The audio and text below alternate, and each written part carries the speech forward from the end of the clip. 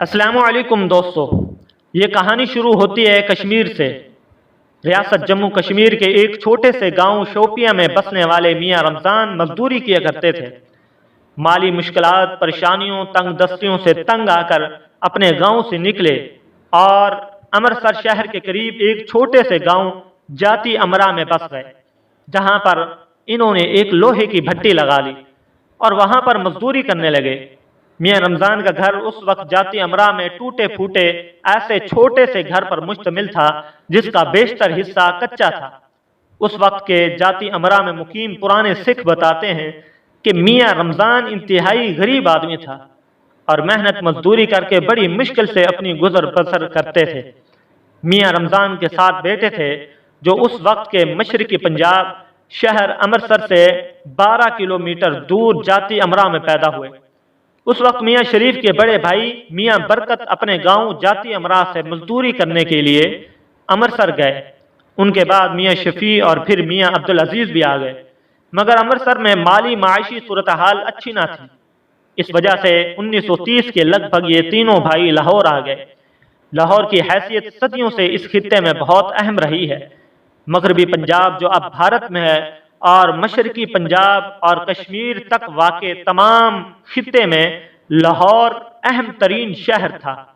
ان تمام علاقوں کے مسلمان تعلیم حاصل کرنے، کاروبار کرنے یا روزگار کی تلاش کے لیے یہاں لاہور آتے تھے۔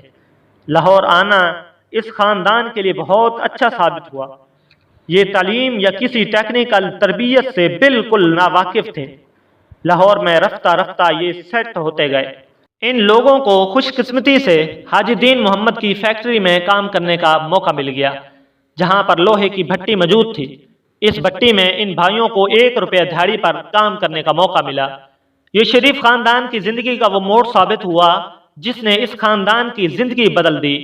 ان بھائیوں نے آہستہ آہستہ اپنے تمام بھائیوں کو وہیں بلوا لیا، جن کے نام کچھ اس طرح سے ہیں: میاں برکت سب سے بڑے بھائی، میاں شفیع، میاں عبدالعزیز، میاں محمد بشیر، میاں محمد شریف، میاں معراج الدین اور چوہدری سراج الدین۔ یوں اس وقت اس خاندان کے بڑوں نے لاہور میں محنت مزدوری کرنے کا آغاز کر دیا۔ یہاں پر ان بھائیوں نے لوہا اور سٹیل بنانے کی کچھ ٹیکنیک سیکھی، جس کے نتیجے میں ان کی زندگی میں کچھ تبدیلی آئی۔ یوں کہہ لیں کہ غیر ہنر مندوں کو ہنر مل گیا۔ جب ان لوگوں نے اس بھٹی میں کام کرنا شروع کیا تو ان کی غربت کا یہ عالم تھا کہ تمام بھائیوں نے یہ فیصلہ کیا کہ میاں نواز شریف کے والد میاں شریف کو تعلیم دلوائی جائے، اور اس مقصد کے لیے میاں شریف نے آغاز کیا تو ان کے پاس اتنی رقم نہ تھی کہ وہ فیس دے سکیں۔ اس دوران ان کو اپنی فیس بھی معاف کرانی پڑی۔ میاں شریف نے اپنی تعلیم مکمل کرنے کے بعد اس ادارے سب سے پہلی ملازمت کی، اسی ادارے میں جس میں اس کے بھائی ملازمت کر رہے تھے، اور کچھ عرصہ بعد انہوں نے اپنے مشترکہ خاندانی سرمایے سے ایک بھٹی خرید لی۔ ریلوے روڈ پر واقع ایک ہندو ملاوا رام کی جگہ کو 13 روپے ماہانہ کرائے پر لیا اور اپنی بھٹی کا آغاز کیا۔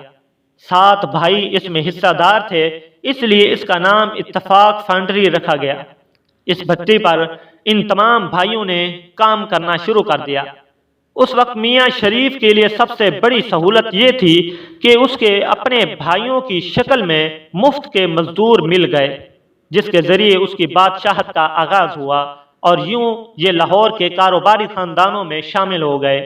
یہ جاتی امرا کے لوہار میاں کیسے بنے یہ کہانی اور روز بتاؤں گا، ویسے بھی ہمیں ذات پات سے انسان کو نہیں جانچنا چاہیے۔ خیر، اتفاق فاؤنڈری نے بہت ترقی کی، اور جتنی تیزی سے ترقی کی اس پر کوئی اعتراض نہیں، کیونکہ میاں شریف کے علاوہ باقی 6 بھائیوں کی اولادیں ابھی تک ترقی کر رہی ہیں، اور وہ لاہور کے کاروباری حلقوں میں ابھی تک موجود ہیں اور عام لوگوں کی طرح زندگی گزار رہے ہیں۔ کچھ عرصہ بعد جب بھٹو صاحب کی حکومت آئی تو بھٹو کے شریف خاندان کی انڈسٹری کو قومی دھارے میں لیا۔ جنرل ضیاء الحق کا دور آیا تو شریف خاندان کو اتفاق فاؤنڈری واپس مل گئی۔ کچھ عرصے بعد میاں شریف نے اپنے بھائیوں کو اس کاروبار سے علیحدہ کر دیا اور اپنا کاروبار اپنے ہاتھ میں لیا، یعنی اس دن اصل کاروبار شروع ہوا۔ پھر میاں شریف نے اپنے بیٹوں کو سیاست میں داخل کر دیا، جو گوالہ منڈی کے بلدیاتی حلقے سے شروع ہوئی۔ اس کے بعد میاں شریف کی ملاقات جنرل ضیاء الحق سے ہوئی۔ وہاں پر میاں نواز شریف جو پولیس کے امتحان میں فیل اور بلدیاتی انتخابات ہار چکے تھے، ان کو سیاست میں اہم رول دینے کی درخواست کی۔ یہ کن بنیادوں پر اور کتنے میں طے ہوا، یہ ایک علیحدہ موضوع ہے، اس کا احاطہ پھر کبھی کریں گے۔ لیکن میاں نواز شریف کو سیاست میں ایک اہم رول مل گیا۔ یہاں تک سب ٹھیک تھا، لیکن پھر کمال ہو گیا۔ اتفاق فنڈری کی واپسی کے بعد ترقی کو پر لگ گئے، ملنے لگنا شروع ہو گئیں، شوگر، سٹیل، فوڈ پروڈکٹس۔ اس کے بعد کوئی کاروبار ایسا نہ رہا جس میں شریف خاندان نے ہاتھ نہ ڈالا ہو، اور نہ ہی کوئی بینک ایسا رہا جس سے شریف خاندان نے قرضہ نہ لیا اور معاف نہ کروایا ہو۔ پھر جنرل ضیاء الحق کے دور کا اختتام ہوا، اور پھر ذوالفقار بھٹو کے ڈر سے شریف فیملی نے اپنا پیسہ دبئی اور قطر منتقل کرنا شروع کر دیا۔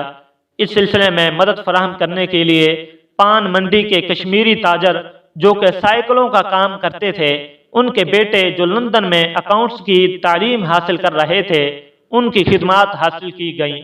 اب یہ مصروف اسی فیملی کا حصہ ہیں اور آج کل میاں نواز شریف کے ساتھ لندن میں مقیم ہیں۔ اور یہ بات سن کر یقیناً آپ کو حیرت ہوگی کہ ان موصوف کا نام اسحاق ڈار ہے، باقی آپ خود سمجھ جائیں۔ پھر میاں نواز شریف پاکستان کے وزیر اعظم بنے اور کاروبار آسمان کی بلندیوں کو چھونے لگا۔ بینکوں سے پھر قرضے لیے گئے اور معاف کروائے گئے۔ پہلے دور حکومت میں گلف کی ریاستوں اور سعودی عرب میں کاروبار پھیلا اور اتنی تیزی سے ترقی کی کہ سمجھ سے باہر ہے۔ یہ تو سب جانتے ہیں کہ کسی بھی کاروبار کی ترقی کے لیے پیسے کی ضرورت ہوتی ہے۔ جتنا پیسہ استعمال ہوگا، کاروبار اتنی تیزی سے بڑھے گا۔